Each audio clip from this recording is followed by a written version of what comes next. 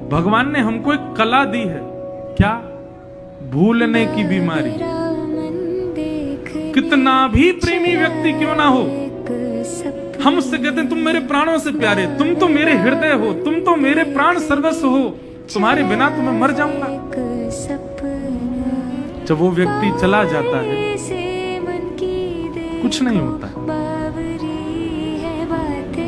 कुछ दिन बाद सब भूल जाते हैं, अपनी क्रियाओं में सब लग जाते हैं।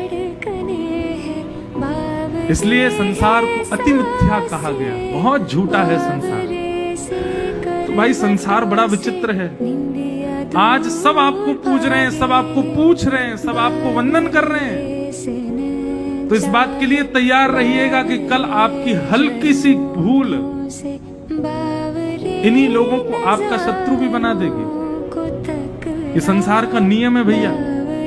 यहाँ भगवान को नहीं छोड़ा गया, हम तो इंसान हैं। यहाँ ठाकुर जी को नहीं बख्शा गया था। कोई कुआरा बैठा हो जिसका ब्याह ना हुआ हो और ठाकुर जी से प्रार्थना करना, हे ठाकुर जी ऐसी पत्नी जो जो संतों की सेवा करे, ऐसी पत्नी दो जो आपकी सेवा करे, ऐसी पत्नी जो जो भजन करे, ऐसा पति दो जो संतों की सेवा, भगवत सेवा, भजन सेवा करे। आप विश्वास मानना ठाकुर जी साधारण पति नहीं देंगे, खुद ही आ जाएंगे पत्नी बनके, खुद ही आ जाएंगे पत्नी बनके। क्यों? क्योंकि भगवत सेवा के अधिकार के रूप में कुछ मांगोगे, ठाकुर जी कहेंगे ये मुझसे अच्छा कोई नहीं कर सकता। संत सेवा के लिए पुत्र मांगोगे तो ठाकुर जी कहेंगे मैं ही आ रहा हूं। क्यों? संत सेवा मुझसे अच्छी कोई कर ही नहीं पाएगा। भागवत में वर्णन आता है कि नंद बाबा जब कहीं भी कोई अनुष्ठान करते थे ना, तो संकल्प में क्या बोलते थे? विष्णु आराधनार्थाय, गौ सेवा के लिए, संत सेवा के लिए, ब्रजवासियों की सेवा के लिए, भगवान की आराधना के लिए, भगवत सेवा के लिए एक पुत्र हमको मिले, इसलिए अनुष्ठान कर रहे हैं। तो भगवान बोले भैया भगवत सेवा, गौ सेवा, संत सेवा, विप्र सेवा ये मुझसे अच्छी कोई नहीं कर सकता, तो रुको मैं ही आ रहा हूं। जन्मे भली देव की वसुदेव क्या, लेकिन आ गए नंद यशोदा की। तो इसलिए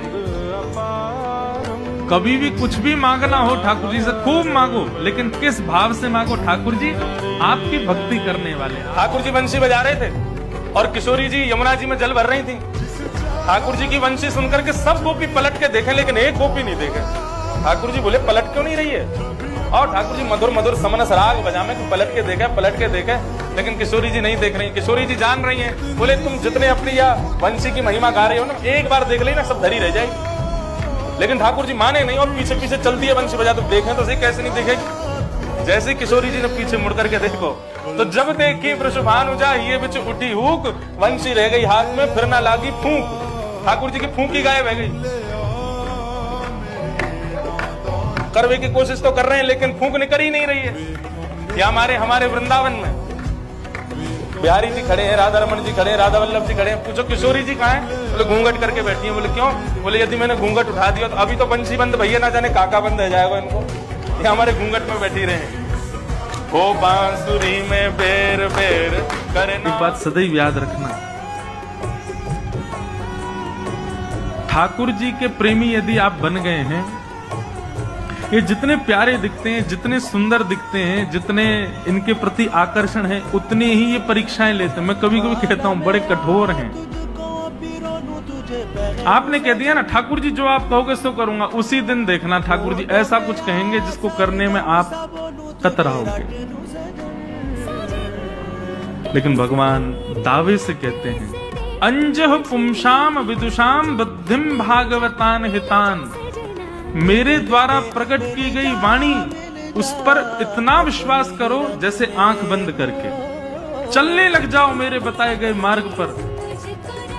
ठाकुर जी यदि खाई की तरफ इशारा करते हैं चलो जाओ वहां जाओ, तो ये विचार मत करो खाई है नीचे गिर जाएंगे, मर जाएंगे, प्राण निकल जाएंगे। नहीं, ठाकुर जी ने आज्ञा कर दी चल दो। ठाकुर जी कहते हैं जब व्यक्ति मेरे बताए गए मार्ग पर इतना विश्वास करके चलने लग जाता है तो वो कभी गिरेगा नहीं, और यदि कभी गिर भी जाए, यदि कभी उसका पतन भी हो जाएगा तो वो बिल्कुल चिंता ना करे, उसको उठाने मैं स्वयं आऊंगा, उसको मैं ही बचाऊंगा।